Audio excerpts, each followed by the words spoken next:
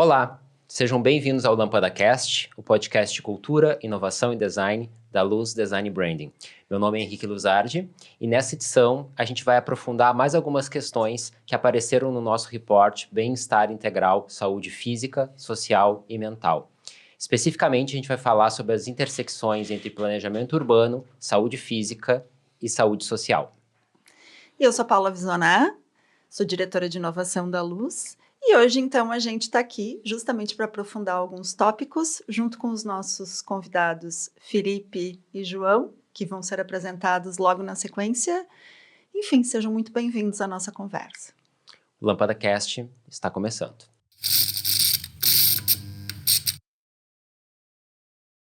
Para trazer, então, diferentes percepções, opiniões e pontos de vista, como a gente comentou, a gente tem 2 convidados aqui conosco hoje, então eu vou apresentar um deles, que é o João Felipe Chaves Barcelos Valig, que é arquiteto, urbanista e mestre em planejamento urbano e regional. O João também é cofundador da Goma, oficina e plataforma colaborativa de São Paulo, e cofundador do Centro Cultural Vila Flores, em Porto Alegre. Ele atua como gestor do setor de arquitetura e patrimônio no Centro Cultural Vila Flores, é também diretor cultural adjunto no IAB-RS, além de desenvolver projetos de arquitetura em colaboração com outros profissionais e pesquisas independentes no campo do planejamento urbano e patrimônio cultural. João, seja muito bem-vindo. Muito obrigado, Paula. Obrigado, Henrique, Paula, pelo convite. Vamos lá. Vamos lá. E o Felipe Schadler é fisioterapeuta graduado pela URGS, com período sanduíche na Griffith University, na Austrália. Atua no tratamento da dor como fisioterapeuta e osteopata na Relicário Saúde e Movimento. É diplomado em osteopatia pelo Instituto Brasileiro de Osteopatia, o IBO, onde também é professor da pós-graduação. É especialista em terapia intensiva pelo Programa de Residência Multiprofissional da UFSPA e SCMPA. Atualmente é mestrando no Programa de Pós-Graduação em Ciências do Movimento Humano da URGS. Felipe, seja muito bem-vindo. Obrigado. Então, vamos lá, gente. Uma coisa que nós já sabemos, né, mas que aparece bastante no nosso relatório, é o fato de que atualmente as pessoas vivem majoritariamente em áreas urbanas, né? E essas áreas urbanas elas precisam ser preparadas, né, em diferentes dimensões, mas pensando especificamente nas questões relacionadas à saúde, né? Então, como é que a gente pode garantir, e aí eu vou começar pelo João, como é que a gente pode garantir, João, que essas cidades sejam projetadas para promover mais relações, mais interações entre as pessoas, ao invés de isolamento? Porque as cidades também podem ser pensadas, podem ser projetadas para o isolamento, né? Mas a gente espera que seja ao contrário. Quais são as iniciativas, como é que tu pensas que podem ser os pontos de partida para a gente pensar em cidades que envolvam mais as pessoas e que promovam mais espaços de encontro? Pergunta que todo mundo quer saber responder, né? Como é que as cidades podem promover interações de bem-estar, né? Porque o que acontece, assim, a saúde social, que cada vez mais tem sido uma pauta, né? Dentro dessa lógica do bem-estar integral, ela é uma dimensão importante porque ela diz respeito justamente à maneira como as pessoas vão construir relações com outras pessoas, isso é fundamental. Ao mesmo tempo, também ter uma relação de pertencimento com as comunidades, e a cidade é uma grande comunidade, né? E, por fim, além disso, combater aquilo que a OMS chama de epidemia de solidão, que acontece nesse momento em função justamente do isolamento, né? Então, as cidades acabam tendo uma importância muito grande. O projeto urbanístico tem uma importância muito grande nisso, né? E só fazendo um adendo, acho que uma chave para a gente pensar também essas dimensões é a questão do que tu estava mencionando do terreno, né? Tipo, qual é o ambiente em que essa cidade é colocada, né? Tu falou um pouco da questão do rio, né? Quando eu cheguei em Porto Alegre, eu não sou porto-alegrense, né? Eu cheguei em Porto Alegre há uns 28 anos atrás. A cidade não era voltada para o rio, né? A gente sabia que tinha o Guaíba, existia a mítica do Guaíba, se é um lago, se é um rio, etc. Mas a gente não ocupava esse espaço, né? Muito pelo contrário, né? O máximo que a gente fazia era ir na usina do gasômetro no final de semana e voltar. Mas todo aquele espaço, aquele entorno ali, não era ocupado, né? Não era qualificado para que as pessoas ocupassem, né? Isso tem a ver com a dimensão de saúde social, né? E tem também a ver com a dimensão de saúde física, né? Não é à toa que atualmente o Parque Marinha ele é ocupado por milhares de pessoas que correm, que jogam vôlei, que fazem uma série de atividades. Então, o urbanismo tem muito a ver com essas dimensões, né? Sim, com certeza. Assim, a gente falar de cidades e a dimensão do bem-estar integral, né? Acho que tem tudo a ver. A gente vai pegar a população majoritária mundial, ela hoje já está muito mais em centros urbanos do que em locais rurais, né? No Brasil, isso já representa mais de 80% da população, né? E nos anos 70 é quando houve essa transição da população rural se tornar menor do que a população urbana, né? Acho que isso vem de uma necessidade humana, né? Trazendo um pouco de uma filosofia através da nossa música popular brasileira, é impossível ser feliz sozinho, né? Então, Sim. acho que a gente vai se juntando em grupos, criando relações e comunidades para suprir nossas necessidades, demandas, nosso desejo de sociabilidade e tudo isso, né? E essa tensão, né? Um mundo que vai nos colocando também pelos dispositivos e pelas imposições também econômicas, de nos individualizar, né? Eu sou a pessoa que me basta, o self-made man, o que resolve, né? Acho Tudo. que isso tem uma contradição muito forte e filosófica, né? Então, a gente vai falar de cidades, a gente vai tangenciar todo o tempo o bem-estar, né? Integrado e vai ali puxar qual que é a filosofia que a gente está usando para falar desse bem comum, dessa comunidade, dessa relação de ocupar territórios e estabelecer relações nesses territórios, né? Se a gente for pensar, todas as cidades, são campos de força, né? Então, tem tensões acontecendo, tensões individuais sobrepondo outras e gerando todo tipo de conflitos, né? Seja no trânsito, seja... Mas a gente, na verdade, está falando num lugar que é para as pessoas viverem, né? As pessoas viverem em comunhão, em coexistência, e buscando saúde, né? Buscando lazer, buscando suprir necessidades de alimentação, educação, moradia, tudo isso, né? Então, a gente vai criando essas camadas de sociabilidade, né? E estabelecendo acordos, né? Temos que estabelecer acordos. Uma coisa que me vem muito na cabeça que tu falou, que, claro, as pessoas se deslocam para cidades por diferentes motivos, né? Motivos econômicos, também motivos de sociabilidade, mas, paradoxalmente, a cidade, especialmente a cidade grande, é a que nos permite o anonimato, né? Porque na cidade pequena a gente não pode ser anônimo, né? A gente precisa conhecer o vizinho, a gente precisa, né?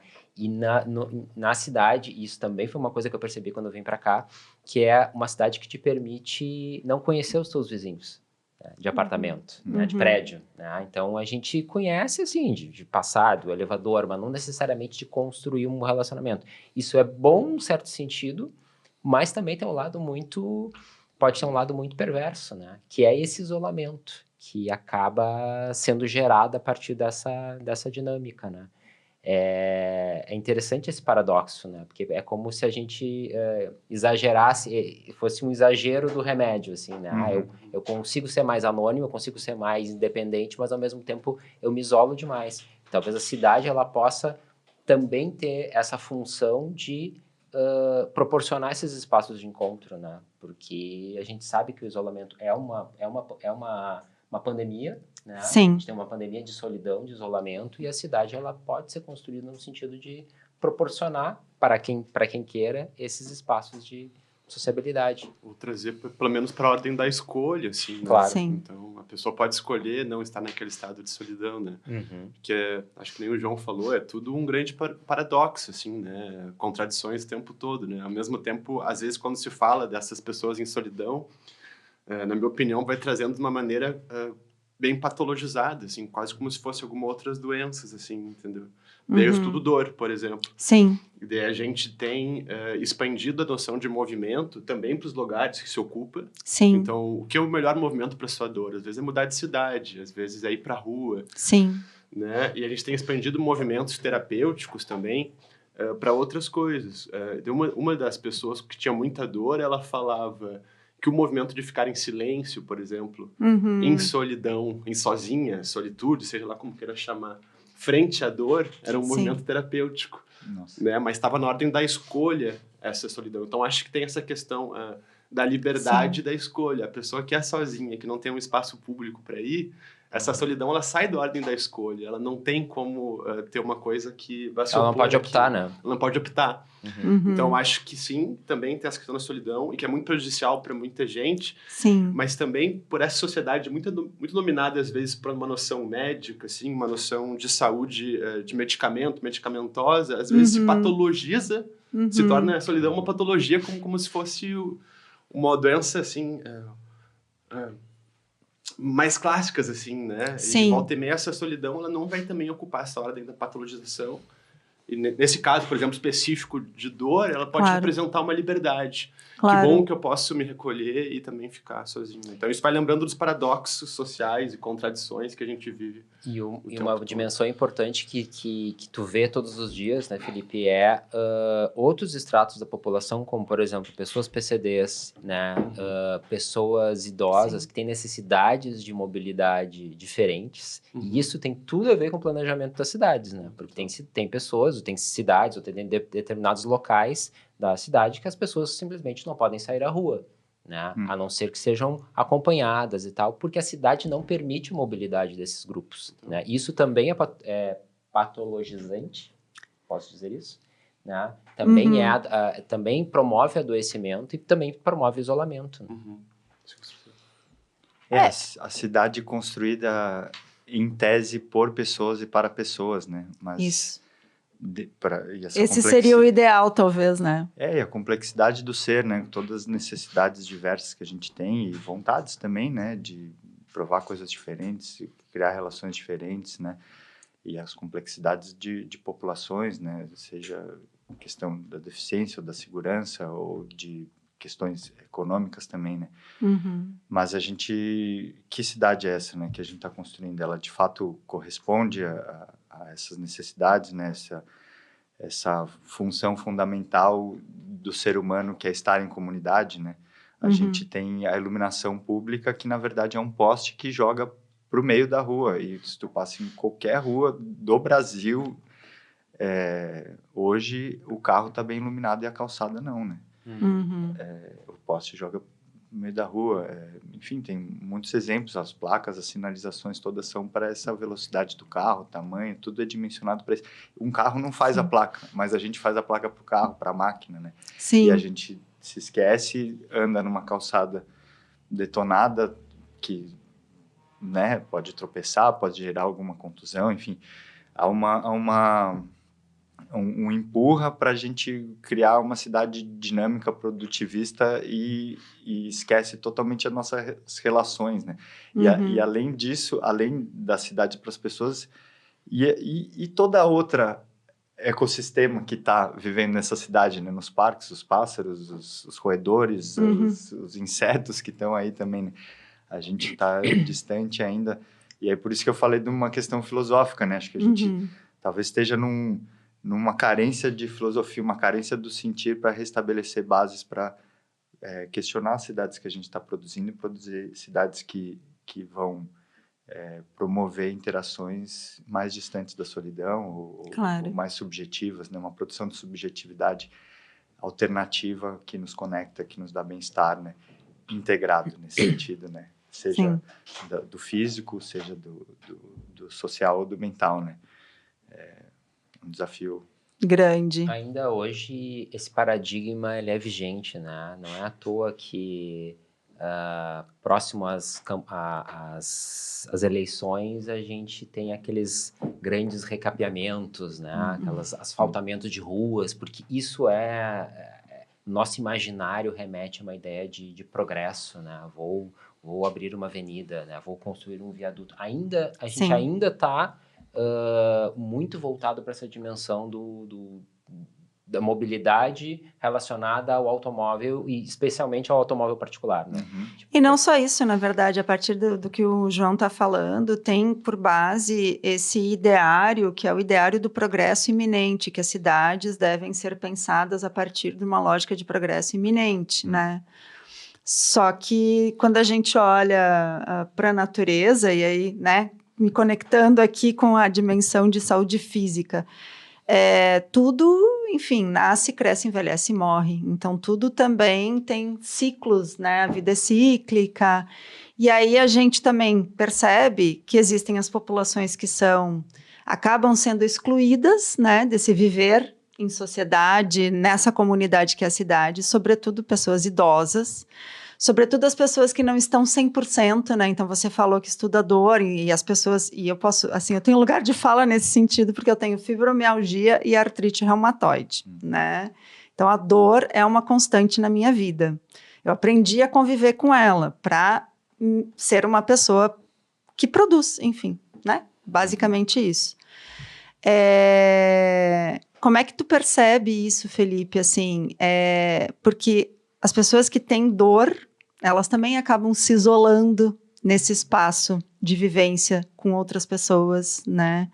Como é que tu percebe isso acontecendo com as pessoas também idosas, ou mesmo outros tipos diversos, assim, a gente percebeu também na pesquisa. Claro, tem toda a questão dos PCDs, que a Recense começou a tratar isso da maneira como se deveria tratar, mas tem a questão de gênero é fundamental, então toda a comunidade LGBTQIA+, é também excluída, né, do pensar saúde de uma maneira geral, e então pensar o bem-estar conectado à cidade nem se fala, né?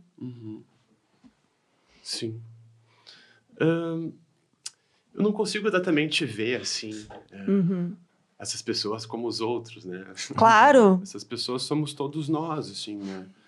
Então, existe todo um mercado de bem-estar que vai premiar a estética, premiar o que se vê, e todo um mercado de Instagram em saúde, né? De consumo em saúde, que é um consumo do que se vê. Mas tem um mercado que talvez seja até maior, que é de tudo aquilo que não se vê, né? Então, Sim. Por exemplo, eu sou fisioterapeuta, né? Eu sou o lugar que as pessoas não postam, né? Sim, porque vai, assim, não é ao encontro, mas bate de frente com essa lógica de produção, né? Isso, é o que sobra da postagem, né?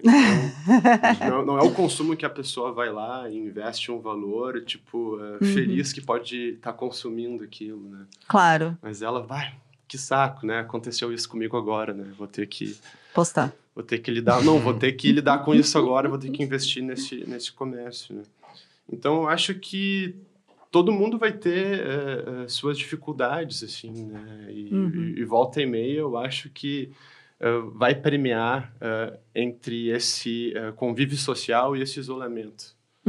Entendeu? E eu, como alguém que trabalha com dor, por exemplo, eu consigo entender que, às vezes, também esse movimento de isolar, ele também pode ser terapêutico. Mas, Sim. como eu falei, dentro da ordem da escolha. Sim. Quando eu era aluno da faculdade, da URGS, era um programa de graduação bem voltado para a comunidade, locais de vulnerabilidade social. Então, a gente conseguia ver pessoas que eram restritas ao seu domicílio. Mas não por uma questão de escolha, por uma questão de incapacidade de se locomover com uma cadeira de rodas. Isso. Dentro de uma casa, por exemplo, que não tem acessibilidade. Sim. Então, ela fica ali restrita ao domicílio, não por causa de uma ordem de escolha, mas porque ela não tem como sair. Claro. Então, eu acho que quando essa solidão, quando essa reclusão, ela começa a ser por uma falta de possibilidade da interação, aí ela se torna extremamente patológica, assim. Um pouco o que o João falou, né? A cidade é planejada para as pessoas, mas quem são essas pessoas? Não, exato. Né? Tipo, esses grupos, eles estão contemplados quando a gente pensa na cidade para as pessoas? Sim, provavelmente não, né? Justamente por causa dessas limitações daí que vem da ordem de não conseguir se deslocar, de não conseguir se mover. Então tem muito de acessibilidade também, né? O que a gente vê de maneira geral, assim, é que as soluções urbanas pensadas, elas não contemplam essa diversidade mesmo, né? Total. Parecem não contemplar. Porque é o que também o João colocou, né? A luz do poste é pensada para o carro, não para a pessoa, né? E provavelmente vai ter um buraco na calçada, essa pessoa não vai ver. Na nossa cidade, a coleta de lixo, ela é mecanizada, né? Sim. Parte da cidade. E vocês já jogaram a sacolinha nesses containers? A dificuldade que é apertar aquela barra para aquele negócio levantar. Enfim, somos pessoas que estamos tem capacidade. super aptos a lidar. E já é difícil, né? Imagina uma senhora idosa, um PCD, né? Para que seja rápido, prático, para uma máquina levar aquilo e jogar, né? E ao mesmo tempo tem toda uma população que tem a sua subsistência ligada a isso, que não está incluída nisso. Então a gente está falando também de design, né? Tem um erro de design para um produtivismo que gera um problemão social, né? Na nossa cidade. Enfim, aí está um pouco no design, né? Mas como que a gente consegue lidar na cidade, nessas dimensões da complexidade das pessoas, né? Seja necessidade de se isolar, de estar sozinho, mas não necessariamente em solidão, porque lido melhor com a minha dor sozinho, mas essa pessoa também provavelmente precisa das interações sociais, né? Tanto para se alimentar, que seja de lazer, de estudo, de saúde, né? Como é que a gente consegue completar essas dimensões das pessoas, de todas as pessoas, cidadãos, né? Se a gente for pensar, né? E aí tem esses aspectos, né? A cidadania, ela é essa noção de comunidade ocidental, né? Surge lá na Grécia, super restrita para quem morava na cidade, os civitas, né? Sim. E depois a gente vai tendo outras dessas noções, né? De socialidade, né? Como a turma, o social, as pessoas, a comunidade amparam o indivíduo, né? A individualidade é extremamente importante para lidar com a dor, para lidar com, enfim, as suas coisas próprias, mas o amparo social da tua rede de apoio, tua rede social, a tua cidade, o passeio confortável, saudável para todas as pessoas, né? Isso está mais no âmbito da socialidade, assim, né? E a gente, acho que está bem distante de conseguir dar esse amparo, né? Nas nossas escolhas, como pessoas fazendo cidade para quem, né? Uma coisa que eu fiquei pensando aqui é que, às vezes, esse movimento de se colocar tudo num lugar, tipo assim, a orla é o local de lidar com a natureza, né, o Parque Marinha. Então, ali. Eu atendo várias pessoas idosas do bairro Menino Deus. Claro. E eles vão ficando mais velhos, assim, eles não vão indo mais no Marinha, não vão indo mais na orla, porque é uma coisa que tá lá. Longe. Né? Então tem um movimento, assim, às vezes, que a gente vai vendo, às vezes tirando a árvore, né?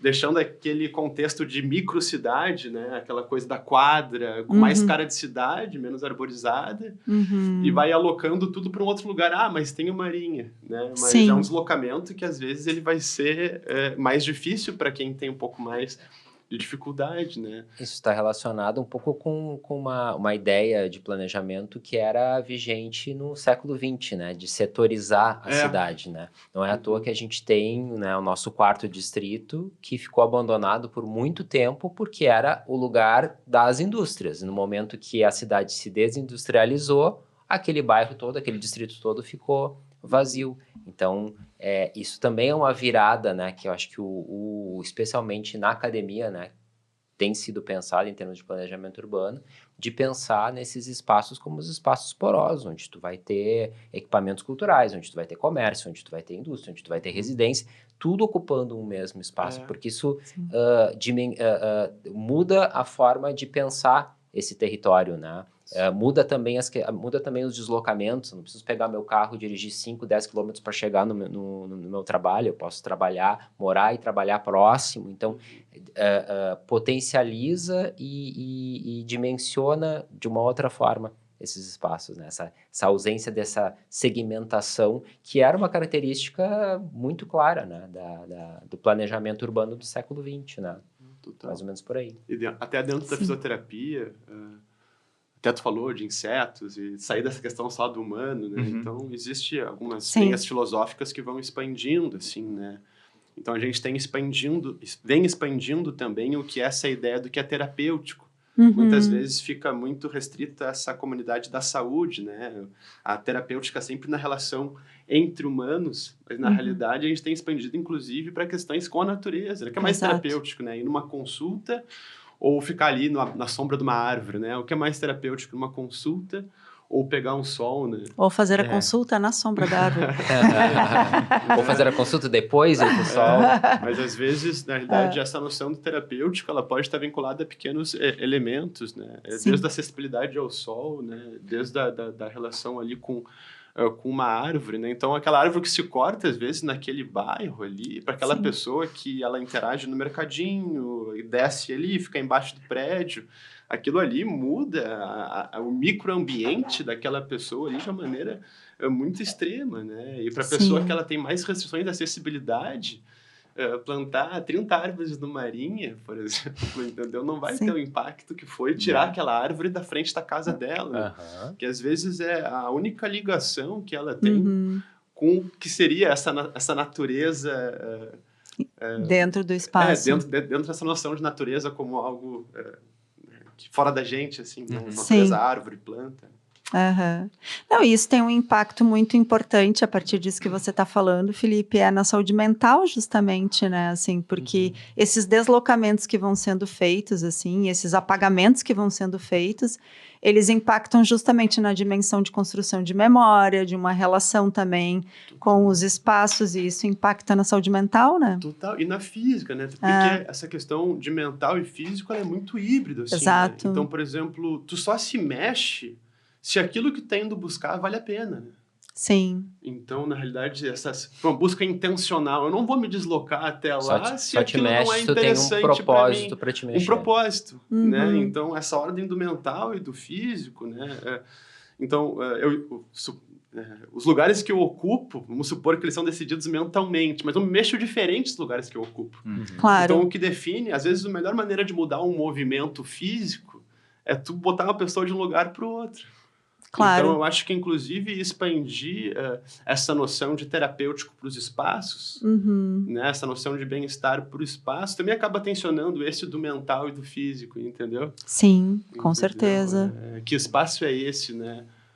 Que exerce esse bem-estar físico, né? Se provavelmente não tiver nenhum elemento associado à iluminação, associado à natureza, associar esse bem-estar do ambiente, a pessoa nem vai ter o estímulo, às vezes, de permanecer numa atividade física, né? Então... Essa promoção de espaços, ela tem tudo a ver, né? Porque eu me lembro quando eu morei no bairro Menino Deus, eu morava muito próximo ao centro de treinamento, né? Ao SET. E no centro de treinamento, às 6 horas da tarde, estava todo mundo caminhando ou correndo. Né? Então, era uma coisa quase que... vamos dizer assim, quase que obscena, né? Eu ficar só sentado olhando, assim, a galera caminhando. Era um convite, realmente, a uma prática de atividade, né? Que se eu morasse numa outra região que não tivesse esse equipamento urbano, ou que não tivesse condições, como calçadas largas, ou uma praça, ou seja, o que for, eu não me sentiria convidado, né? E provavelmente eu não estaria fazendo uma atividade física. E o mais difícil da atividade física é a aderência. Né? Então, se não tiver alguma relação de lazer associado ao que se faz, acaba sendo insustentável ou acaba durando pouco, entende? Então, essa questão de esportes que vão estimulando esse convívio social, né? Então, o próprio convívio social acaba sendo o que estimula a pessoa a permanecer, né? E esses esportes mais isolados vai ser esse bem-estar associado ao todo, né? Associado, talvez, ao estar na rua, associado, talvez. Então, a aderência vai estar mais associada a essa questão lúdica, que tem mais a ver com coisas que não dizem respeito ao físico. Sim. E talvez a melhor maneira de fazer alguém se mexer seja trazer essa ludicidade, favorecendo uma aderência ao movimento que se faz, né? O movimento acaba sendo consequência de uma relação lúdica e de prazer com esse algo, né? E depende de uma oferta ou uma diversidade de ofertas, né? Enfim, temos vontades diferentes, né? Eu gosto de jogar bola, tu gosta de jogar vôlei, de futebol, vôlei, gosto de correr, gosto de andar de skate, né? Acho que a qualidade dos espaços públicos que forneçam isso, né? Na frente da tua casa, Henrique, tinha o centro de treinamento, isso, de certa forma, te convidava a estar lá, e cria uma outra relação também de socialidade ali, Sim. né? Acaba gerando um grupo no time do vôlei, né? Que seja, isso tem a ver com a ação cidadã também, né? Sim. Mas te ouvindo também, pensando assim na dimensão da pessoa, né? Como seja para o desenvolvimento de músculos ou do desenvolvimento do conhecimento, sempre tem um estressor, né? Um tensionador, não um estressor, um tensionador, né? Como uma corda de violão, para ela estar afinada, ela tem que estar tensionada, né? Nossas vidas também são esse equilíbrio, né? De certa forma, sair da zona de conforto para não ter que atuar sempre na consequência das coisas, né? E dar um passeio no parque, né? Vou romper com a minha inércia que poderia ser ficar aqui no sofá, mas sair e lá a vida acontece, né? A gente acaba sendo, de certa forma, influenciado para ficar se retraindo, se acomodando, né? Então, o tensor e o estímulo, né? O convite, né? Ter áreas que agradam ao olhar, que a natureza está ali te chamando, né? Seja na descida do mercadinho, né? Eu acho muito mais agradável ir no mercadinho conhecer o produtor que está me vendendo do que numa grande rede de supermercados, que é super prático, né? Beleza, né? Na nossa vida hoje da cidade, corrida, faz todo sentido. Mas a relação que tu cria e saber que a fruta certa, na estação certa, vai chegar ali, ela vai ser mais gostosa, a relação que tu cria de vizinhança, ela vai para um outro âmbito que é do âmbito do bem-estar, da saúde mental, inclusive, né? Isso cria uma sustentação da saúde mental também, né? E como que podemos pensar cidades assim, né? Aí acho que também puxando um pouco desse planejamento urbano do início do século XX, né, modernista, a máquina de morar, cidades com setores, né, a zona verde, a zona de lazer, a zona comercial, deslocamentos feitos por tudo setorizado, para produtividade, né? Enfim, já temos ciência feita em cima disso que vai gerar uma série de patologias psicológicas e sociais para as pessoas dessa cidade, né? E aí tem essa quebra de paradigma, né? Que é curioso que não é nem alguém do urbanismo, da arquitetura do urbanismo, é uma jornalista que veio trazer uma luz para isso, né? Não que ela seja a criadora de um conceito, né? Mas dessa diversidade nos distritos, né? É interessante ter um prédio velho com uma atividade nova, uma atividade que ela permeia um pouco mais o período noturno e o da manhã, aquela cidade, aquela rua viva, né? Onde essas coisas coexistem, convivem, se estimulam e geram a curiosidade e o tensionamento para esse cidadão, esse pedestre, esse transeunte, essa pessoa que está ali, de se perguntar, nossa, mas por que esse prédio está assim? Quem que é o dono? Essa praça aqui me convidou para entrar porque ela não tem cerca, porque o banco é confortável, porque aquela árvore tem uma boa sombra. São coisas de uma subjetividade que vão nos ajudar muito a lidar, a antecipar, né? Lidar, remediar, né? Quem é essa jornalista, João, se tu pudesse citar? A Jane Jacobs. Sim. Claro. É muito legal e isso. E ela fala muito não especificamente sobre isso, mas ela toca também nesse assunto, né? De que isso promove segurança, né? Isso. Porque isso é uma grande preocupação. E é um grande mito também, né? Que a gente tem da grande cidade como algo perigoso, né? E aí vamos morar em condomínios fechados, né? Para salvar as nossas crianças e tal. E a Jane Jacobs, ela vem com essa ideia de que a cidade, quando ela é utilizada, né? Ela é mais segura. Ela é mais segura para todo mundo. A segurança pública são os olhos das pessoas, né? Exato. Essa é a máxima dela. Só que isso não dá dinheiro, né, gente? Isso não... Como é que vai fazer? Como não dá né? dinheiro, isso ativa o comércio dos lugares, sabe? É outra maneira de pensar também, né? Mas isso não é, assim, né? Sim, eu Uma frase de entendi. impacto, mas isso não entra numa lógica mercadológica, né? Não se torna uma mercadoria. Sim. Este bem-estar ou esta sombra da árvore, né? Isso é uma necessidade comunitária, né? Do grupo.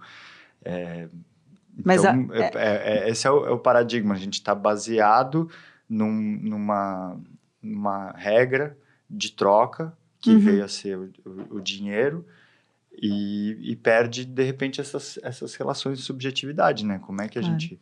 Então, exige uma questão filosófica e uma necessidade da gente se entender também. Bom, bem-estar comum, ele é fundamental para a nossa saúde mental, física, né? E aí tem certas coisas que a gente vai gastar dinheiro do grupo, seja do município, seja do estado, para o bem-estar comum, né? Beleza, a outra camada gera economia, tá? Mas são coisas fundamentais para a nossa vivência, né, na cidade, né? Então, Sim, porque isso inclusive vai ao encontro de um conceito de economia que é a economia distribuída, né? A gente justamente fomentar localmente e cada vez mais local e hiperlocal. A rua, a quadra, né? Fomentar ali uma diversidade justamente de ofertas para distribuir e que a coisa gire ali naquele lugar, porque afinal de contas é naquele lugar que as relações se estabelecem, que as pessoas vivem, que elas constroem as suas conexões, né? Então, o exemplo que você deu da árvore, por exemplo, né? Que eu acho que é muito legal, porque a gente vê isso muito acontecer aqui em Porto Alegre, né? Infelizmente.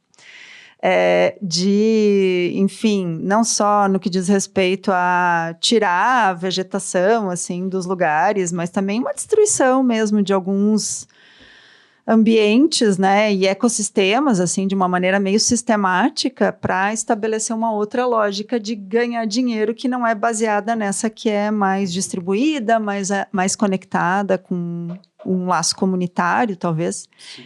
Né? E bem legal o exemplo dessa subjetividade, a pessoa vai saindo, vai ficando curiosa, né? Pô, um prédio antigo, pô, um prédio novo, mas o que é isso? Então, como isso vai modulando o movimento, né? Parece uma caminhada mais interessante, né? Com certeza, né? Tu vai olhando, né? Então, como essas relações de subjetividade talvez seja a principal coisa que modula o nosso movimento, né? A gente aprende de maneiras diferentes, né? Mas a diferença que nos estimula, né? Se aprende de verdade, assim, né? O que te tensiona também é a diferença, né? Ver o diferente, ter a curiosidade da diferença, seja na fachada dos prédios, seja na nossa troca aqui, né? Tu pensa diferente de mim, a gente vai enriquecer nossos conhecimentos confrontando as nossas diferenças. Mas é interessante, né? Esse isso conceito, pode ser né? muito interessante, gostoso, legal de fazer, né? Tu trazer a tua bagagem, eu colocar minha bagagem, trocar essas bagagens aqui, eu vou sair com uma cabeça estimulada, né? Vou trabalhar, exercitar o meu cérebro. E o corpo também, né? porque isso tem muito a ver com essa cabeça como uma extensão do corpo, assim, né? Porque isso tem muito a ver com o próprio momento infantil, na realidade, né? A criança, nessa estranheza, ou nessa coisa que é diferente dela, né? Ela vai buscar, ela vai querer botar na boca, vai querer tocar. Então, tem essa associação da novidade, da estranheza, do tensionamento, assim, com o próprio movimento humano, né? Não tem nada disso, tu permanece estático, né? Porque na rua não tem nenhuma novidade, na rua não tem nada para ver, então eu já sei tudo que tem lá, então a pessoa vai ficando em casa. O shopping daqui podia ser em qualquer outra cidade, com as mesmas lojas em São Paulo, no Recife, fora do Brasil, é o shopping que a gente tem aqui em Porto Alegre, né? E às vezes entra um processo de culpabilização da pessoa que não está se mexendo, né? Como Claro. assim, pô, mas tu tem que se mexer, isso é importante, se tu não faz é porque tu não quer, ou porque tu, sabe, e vai jogando aquela culpa pra pessoa, assim, né?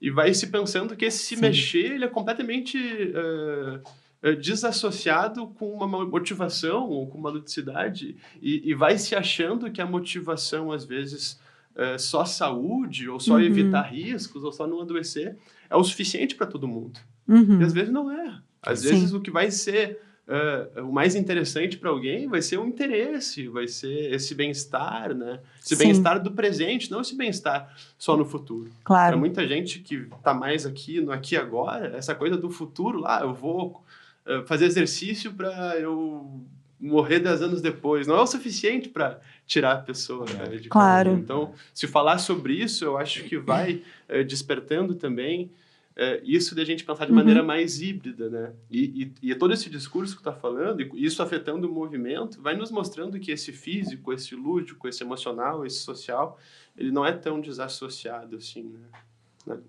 Não, de maneira alguma. Existe um dado que é importante, que é as situações, né, relacionadas, então, ao clima, as mudanças climáticas que estão em curso, estão acontecendo, como uma consequência também de, enfim, várias coisas que a gente já conversou aqui, inclusive, né? Mas isso tem impactado cada vez mais as pessoas em diferentes proporções. A gente tem, então, a ansiedade climática, que é esse sentimento relacionado à vontade de querer controlar uma coisa que é incontrolável, né? Mas isso gera uma ansiedade nas pessoas, sobretudo porque existem os extremos climáticos que já estão sendo vividos, assim, fazem parte já do cotidiano de muita gente no mundo. Aqui no Brasil, claro, a gente tem a questão da seca, que é uma realidade há bastante tempo na vida das pessoas no Nordeste, sobretudo, né? Mas aqui no Sul, então, a gente passou a viver também essa ansiedade climática conectada às chuvas, porque o ano passado a gente teve aí a enchente, né, que afetou todo o estado. Porto Alegre foi uma cidade extremamente afetada, mas a gente teve cidades que sumiram absolutamente, assim, já tinham, né, sido submersas e em 2024 elas sumiram. Eldorado do Sul é uma cidade que praticamente sumiu. Mussum é outra cidade que praticamente sumiu, né? E a gente sabe que, né, de novo, voltando para a questão da cidade, há regiões na cidade de Porto Alegre em que esse impacto foi mais brutal, a gente poderia dizer assim, né? Foi o caso do 4º Distrito, do Vila Flores, né, que ficou embaixo d'água, vários outros lugares ficaram embaixo d'água, e isso impactou as pessoas de diferentes maneiras e acabou impactando também na saúde mental e física das pessoas, né?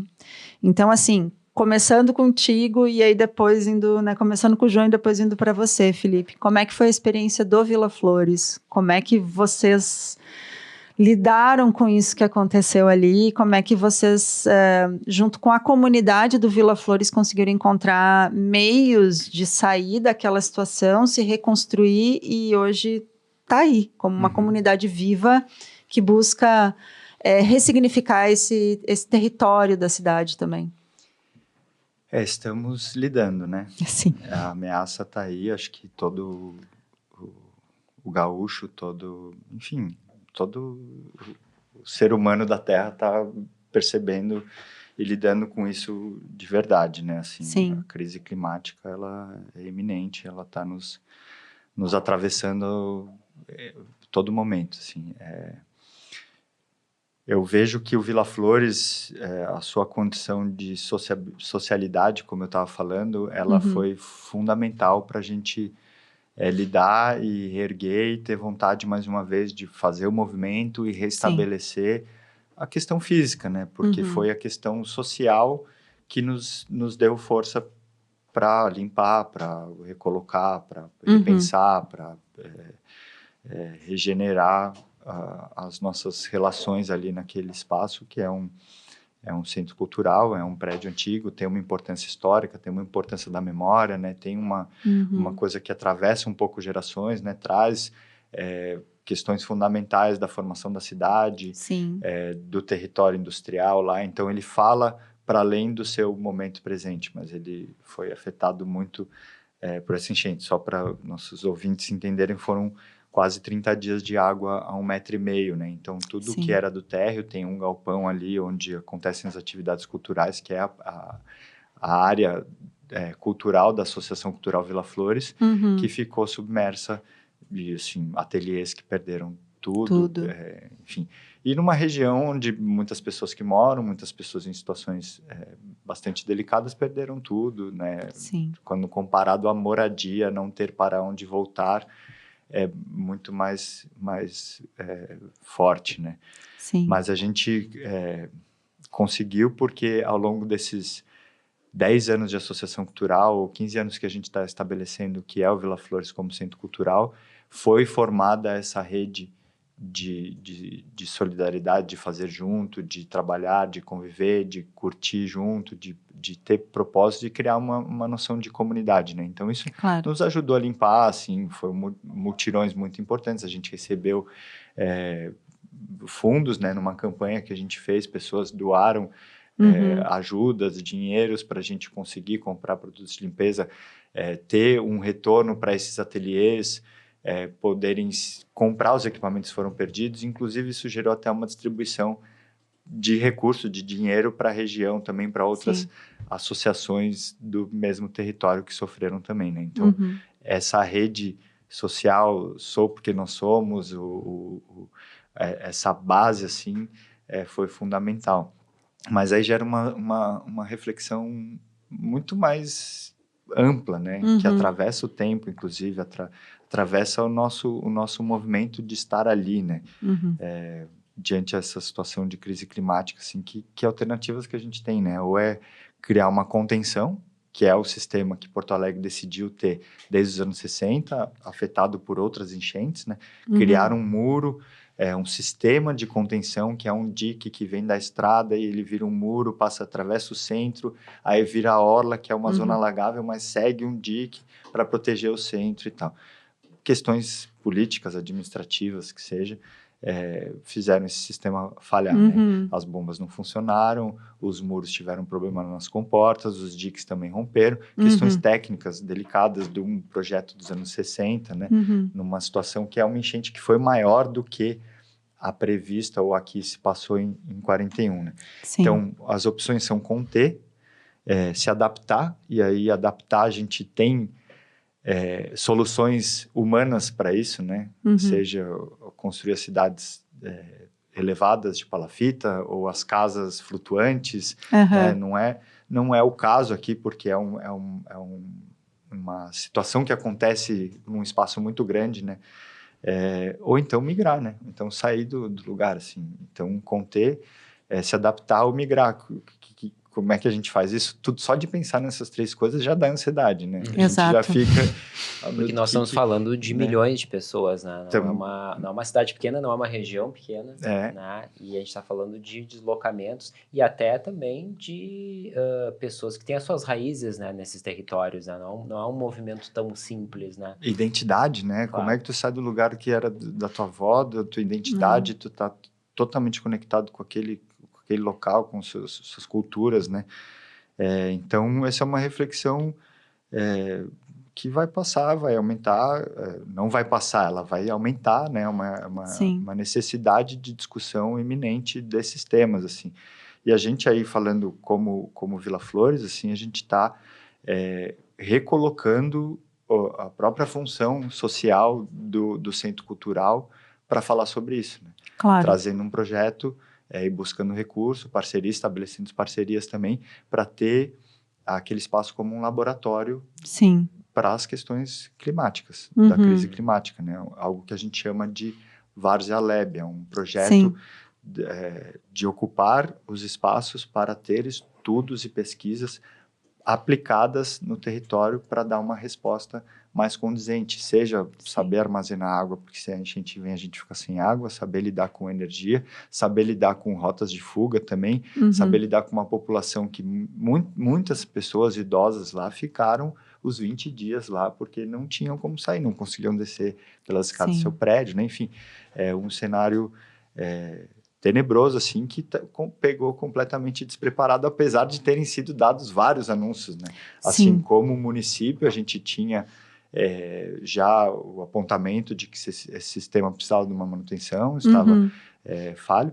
No ano anterior, a gente teve uma escalada de nível de água com enchentes que nos avisaram, né? E temporais mais fortes.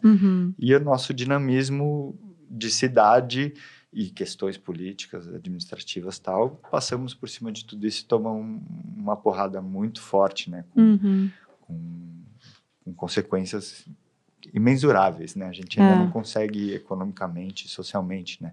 Isso se vê muito nesse território. Então, assim, eu acredito, é o esforço que a gente tem feito, né? Nesse sentido de colocar aquele espaço, né? A nossa pequena comunidade de produção, de socialidade também, à disposição desse tema, né? Discutir esse tema, que é o Várzea Lab, e dentro disso está um programa que reflete para a região também, né? Para as outras entidades que estão no bairro, para outros grupos, para outras sociedades que estão ali, sociedades de classe, associações, que é um projeto que a gente chama de Programa Palafita, que é na lógica da adaptação, né? Então, se a gente tem uma plataforma sobre essa situação de oscilação do rio, né? Que são as casas de palafita, a gente consegue estar seco, pensar melhor, né? Pensar em soluções. E olhar de cima também, né?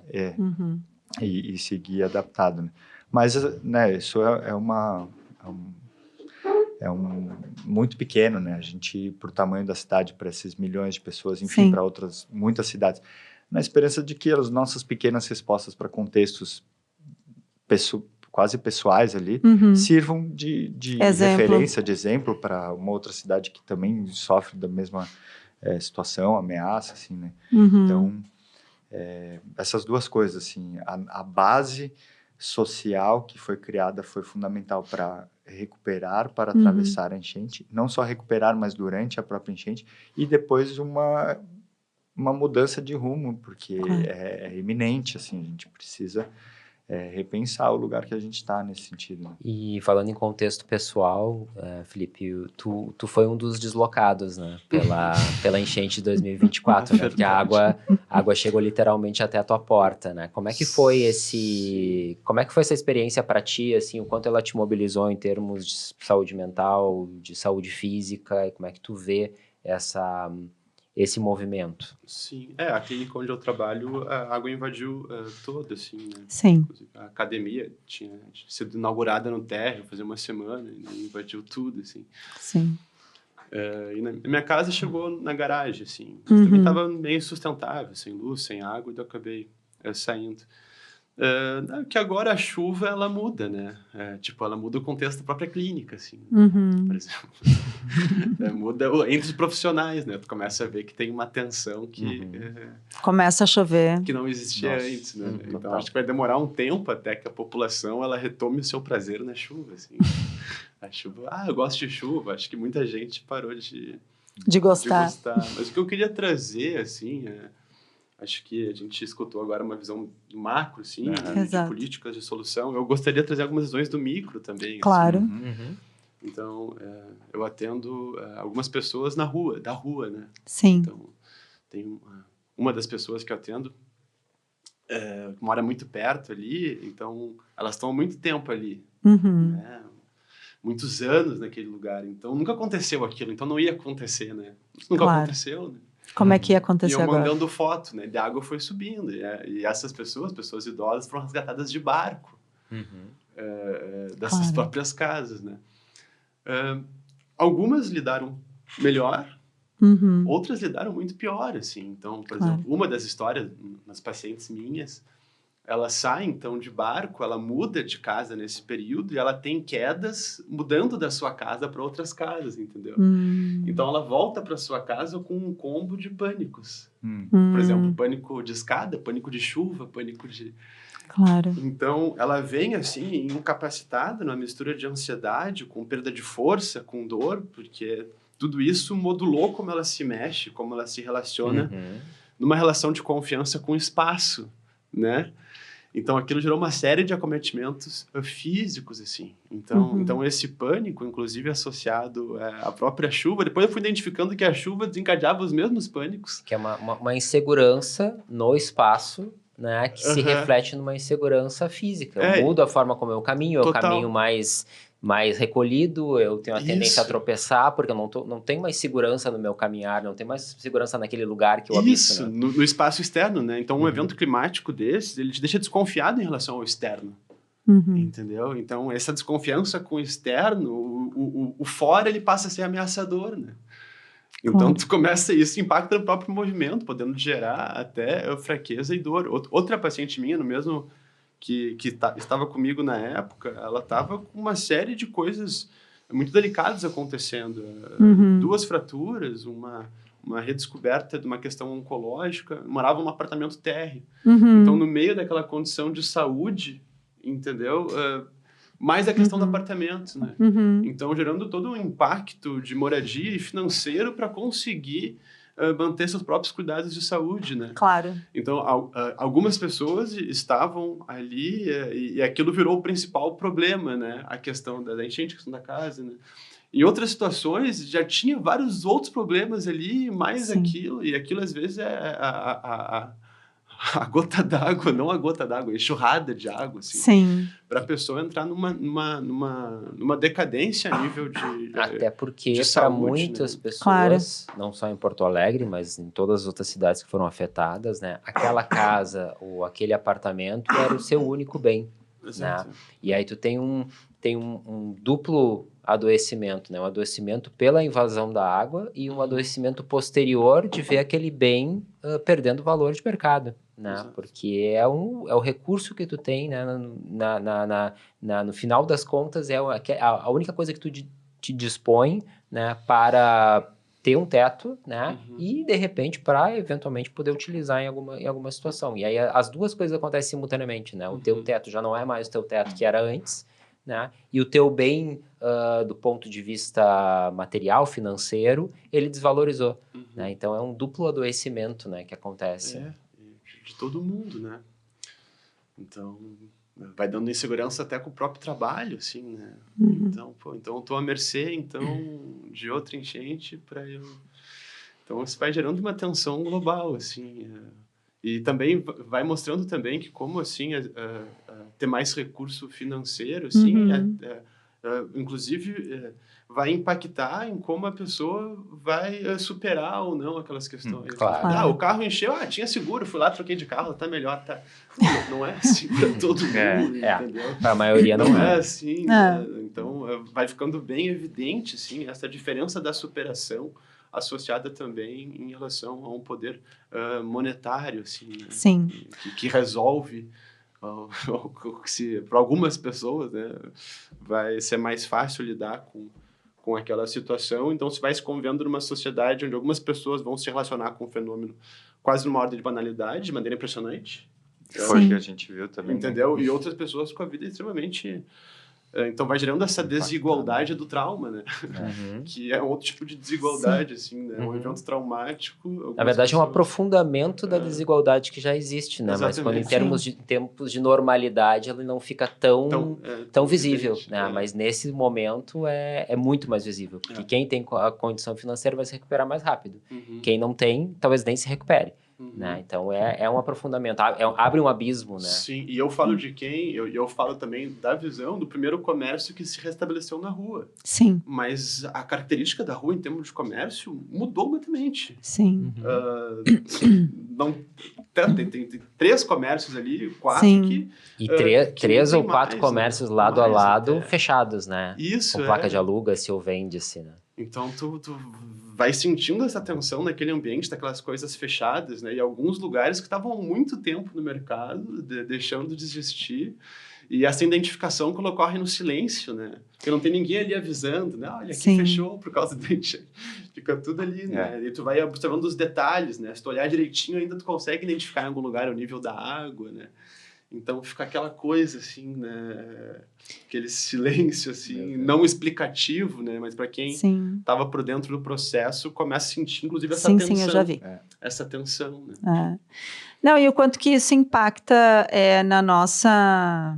Principalmente, assim, nós enquanto grande comunidade, né? O quanto que isso impacta na maneira como a gente vive nesse lugar. Então, o Rio Grande do Sul já tinha um problema de fuga de cérebros. Porto Alegre já tinha um problema de fuga de cérebros, né? As pessoas não queriam ficar aqui. Agora as pessoas querem menos ainda ficar aqui, né? É um fato, isso também. Aí já aproveitando agora essa pergunta para o Felipe, e aí a gente já está indo para o final aqui, né? E claro, também, João, traga as tuas percepções a respeito disso, mas pensando... que saúde tem a ver com uma relação maior, assim, né? São muitos fatores. Existe um conceito, inclusive, que é One Health, né? Que é essa relação entre todas as dimensões que existem no nosso dia a dia, diz respeito às relações que a gente estabelece, a maneira como a gente constrói amizades, a maneira como a gente também trabalha, as escolhas que a gente faz, a maneira como a gente pratica exercício, se cuida, enfim, várias coisas, né? Mas pensando nisso, Felipe, quais seriam, assim, as oportunidades que você enxerga de uma abordagem mais interseccional, que busque promover saúde social e física das pessoas? E aí, se o João puder trazer também, assim, a visão, né, do urbano, como isso também pode contribuir. Eu acredito, assim, que tudo que se fala hoje de qualidade de serviço em saúde acaba voltando para o pessoal, assim, para o íntimo, né? Do que é importante para cada um. Eu acho que a gente chegou até a falar, né? As pessoas são diferentes, elas vão ter interesses diferentes, né? Então, recursos que possam abrir essas possibilidades de ação, pensando que as pessoas são diferentes e ter espaços plurais para as pessoas poderem expressar as diferenças do seu ser. Eu acho que assim a gente começa a acolher as necessidades de cada um, né? Então, uma pegada bem humanista mesmo, assim, de botar a pessoa no centro, né? Hoje a gente tem visões também que tentam sair só dessa questão humanista, né? Mas não pensar só em generalizações, né? Sim. Sei lá, caminhada é bom para todo mundo, ou tudo isso é bom quem é todo mundo no final, né? Exato, né? O que é bom para cada um é o que cada um acredita que é bom para si, né? Inclusive a gente pensar em políticas de movimento, a gente saber, que nem retomando o que eu falei na conversa, que o que guia como a gente se move é aquilo que nos move nesse sentido maior do mental, né? Inclusive do social, né? Eu acho que a gente para pensar dessa maneira, a gente vai ter que, inclusive, olhar as coisas de maneira mais híbridas, né? O mental, o social, o físico, né? Entendendo essas tensões, né? Entre agência e sociedade, né? O que a pessoa faz, o que ela deixa de fazer, não tem só a ver com o que ela quer, mas tem a ver também com as possibilidades que são oferecidas para ela, né? Então, acho que conversas nesse sentido desse modelo vão fazendo mais sentido, né? Colocar tudo isso como possibilidades assim de benefício dessas humanidades, né? Seja numa estrutura, nessa estrutura que a gente acha que é a única estrutura que existe, né? Ou sejam estruturas de possibilidade de ação, né? Que vai estar extremamente ligado com o espaço também. E que as pessoas possam escolher, como tu bem colocou antes também, né? Que seja uma escolha, assim, da pessoa ou fazer alguma coisa ou não fazer alguma coisa, né? Que ela possa escolher isso. Abrir o leque, né? Fazer de maneiras diferentes, né? Eu me lembrei de um vídeo que circula ainda, né? Pela internet, de uma senhora que é entrevistada, ela tem 93 anos, e ela tá numa praça e ela diz assim... Eu sei que eu não tenho mais muitos anos de vida, então eu venho pra cá porque eu vejo toda essa loucura acontecendo, né? Eu vejo as pessoas andando de skate, uns estão dançando, outros estão não sei o quê, e eu gosto de vir pra cá e eu fico só pra ver. Só pra fruir essa diversidade de ações e de interesses e de coisas que acontecem que são possibilitadas pela existência desse equipamento urbano, né?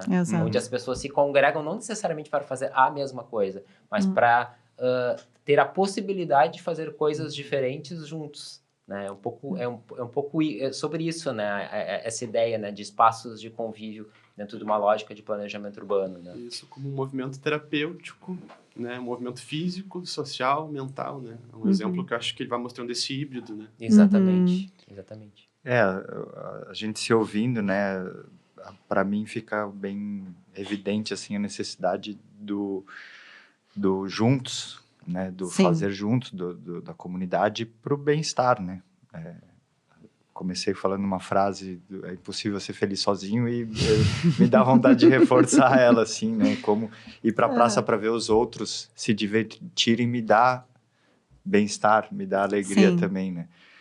E aí, amarrando com a questão da enchente, né, atravessou o Rio Grande do Sul inteiro, Porto Alegre foi muito afetada, e a solidariedade que foi colocada, né, as pessoas que não haviam sido afetadas se colocando, obviamente para ajudar, para reerguer junto, mas isso também tem um caráter no indivíduo, na individualidade de criar um bem-estar. Eu tenho saúde, neste momento eu posso ajudar alguém que está passando por uma necessidade. Claro. Isso me fortalece também, Sim. individualmente, e nos fortalece como social, né? E aí, aí falando de cidades, assim, né? O Rio Grande do Sul está na linha de frente da emergência climática, né? E a gente pode se retrair ou a gente pode dar respostas contundentes, respostas Sim. à altura do tamanho do desafio mundial que a gente tem, né? Sim. Então, é bem forte isso, né? Como é que a gente vai responder? A gente vai só pegar nossas malinhas e vamos talvez tenha que ser, porque pode ser que seja... Fugir para as montanhas. Né? Forte demais não fugir para as montanhas. Mas acho que, né, temos condições, ciência e relações para transformar isso de outras maneiras, gerando políticas públicas que lidam melhor com a questão climática, com a questão social. E tudo é integrado, né? Enfim, estar num lugar de ameaça, ninguém fica saudável numa situação dessa. Sim. É quase uma zona de guerra, né? Como é que tu vai ser feliz numa zona de guerra se pode cair uma bomba na tua cabeça, né? Sim. Se um rio pode... É praticamente impossível, a não ser que tu esteja amparado. Né? E acho que a natureza também, um termo que se usa muito, né? Soluções baseadas na natureza. Sim. Tem muitas coisas interessantes para aprender daí, né? A gente olha os sistemas de crescimento da natureza em redundância. Né? Eles têm... a árvore tem coisas que ela coloca para se proteger. Caso isso aqui dê errado, eu tenho uma outra ressalva aqui. Caso isso aqui dê errado, eu consigo gerar... Ela já antecipa, né? Tenho tantas flores que elas podem se juntar, eu vou gerar frutos, mas são muitas flores. A primeira, a segunda, a terceira deu errado, um passarinho vai comer a fruta e vai levar essa minha continuidade para lá, né? E uma outra reflexão, assim, para encerrar sobre isso, assim, que tem a ver com o nosso arranjo social, né? Que ele, como estava falando, ele também está baseado na troca, no transformar as coisas em mercadoria, e a gente se baseia numa economia mercantilista ainda, né? Sim. Inclusive o termo sustentabilidade, né? Que é um termo muito usado, batido, e agora já assim, o sentido, já nem entendemos mais o sentido disso, né? Porque ele foi, de certa forma, agenciado também, né? Precisamos ter relações mais sustentáveis no nosso meio, mas ele já não é mais suficiente, né? Nessa linha de frente, a sustentabilidade não vai dar conta, né? Sim. A gente tem que falar em outro aspecto, que é de regeeração. Exato. Também. Bom, falando do quarto distrito, a gente tem que regenerar de outra, mas reexistir. Não é só ficar ali ser resiliente, né? Rígido, robusto, né? É no sentido de refazer a existência para estar nesse lugar, refazer a existência social, refazer a existência individual para poder estar nesse lugar. Senão, isso é uma regeneração, né? O sustentar aqui não é o suficiente, né? Então, tem uma mudança de paradigma, de visão no âmbito social, né? De uma comunidade que é um estado inteiro, né? Pelo menos, né? Sim. Então, assim, só conturbando mais ainda a conversa. Né? Não, acho que é uma reabilitação, né? É uma reabilitação, né? Expandindo a noção de movimento. De fisioterapia. Expandindo a noção, precisa de fisioterapia na nossa reabilitação. cidade. Eu falei de uma coisa que acontece e a pessoa, como é que isso aconteceu? Né? E ela se vê frente àquela situação de ter que de fazer diferente e aceitar.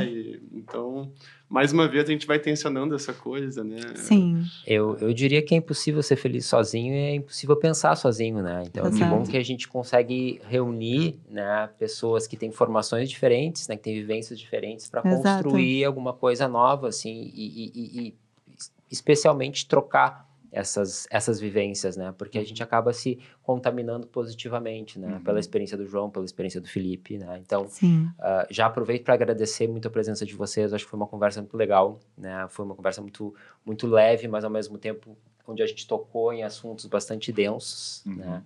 E acho que foi muito proveitosa para todo mundo, espero que tenha sido proveitosa para quem nos assistiu. Quem nos assiste nos ouve. Quem nos assiste nos ouve, né? Então, João, Felipe, se vocês quiserem deixar uma mensagem para a gente fazer um encerramento. Uma mensagem para aliviar a tensão. Que proporcione bem-estar. Pensa nisso. Acho que para mim ficou a mensagem, assim, né? Dessa pluralidade do que é o terapêutico, né? Ou é o que se sentir bem, né? Sim. Então, vai tensionando justamente coisas que eu estudo, né? Tem a ver com essa individualidade, com essa sociabilidade, tem a ver com o que eu escolho, com aquilo que eu tenho de possibilidades, né? E mais do que soluções, é uma retórica, né? A gente entender essa tensão, seja social, seja muscular. Eu acho que o próprio entendimento dessa complexidade, dessas contradições e dessa tensão que está sempre ali, né? Que volta e meia faz música, volta e meia gera consequências mais negativas. Eu acho que o próprio entendimento, o falar sobre, vai naturalmente, de alguma maneira, gerando soluções, né? E para sistemas complexos, as soluções não são simples. Sim. Para sistemas complexos, as soluções são complexas. Então, o primeiro momento é ficar com a complexidade, ficar com o problema, falar sobre ele, né? Se envolver e, nesse processo de complexidade, as soluções, imagino, surgem. Tomara que vão surgindo. Muito nessa linha também, diante do nosso tempo, agora, nós aqui e nós como um todo, né?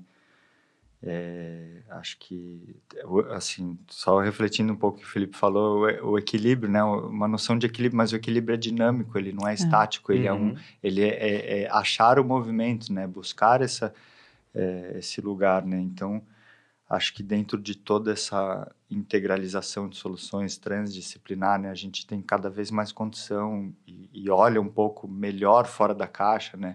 A montanha a maior montanha que existe é a maior montanha que eu vi, né? Hoje a gente já tem, sabemos que tem montanhas maiores por aí, a gente consegue ter um pensamento bastante fora da caixa, integrar, transversalizar esses conhecimentos, né? Buscar esses conhecimentos em roda, na diferença, enriquecer com a diferença também, né? E no meio de tudo isso, entre esses lugares, essas caixas, a gente tem a subjetividade. Então, acho que a produção alternativa de subjetividades é um lastro fundamental para nossas relações sociais, assim. Então,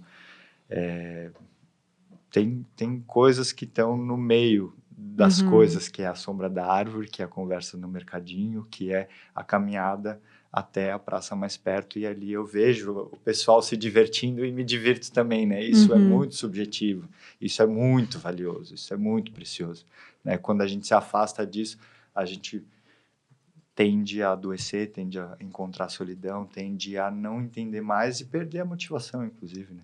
Claro. Então, vamos curtir um pouco essa subjetividade também das coisas, né? De ouvir o passarinho, de curtir uma sombra numa árvore. Isso vai nos dar força para muitas coisas. Acho que seria fazer assim. como fazem os japoneses, assim, que fazem coisas que não tem um objetivo, assim, no sentido de aquilo não é para produzir algo. É simplesmente para fluir ali naquele momento e se deixar levar pelo que está acontecendo. Mas os gaúchos fazem também a roda de chimarrão. O que é a roda de chimarrão? Exatamente. E vamos para o parque depois para curtir o espaço público, tomar um chimarrão, às vezes para falar de nada, só para rodar o chimarrão, né? E ver as pessoas. E ali sai muita coisa, muita solução, muita reflexão, né? Muito bom. Meninos, muito obrigada pela presença de vocês, foi ótimo. Felipe, né? Henrique, essas barbas aí. É três com barba, agora que eu me dei conta. Gente, muito obrigado pela presença novamente. Muito obrigado para quem nos ouve, nos ouviu, né, nos viu aqui nessa última edição do Lâmpada. E até uma próxima edição.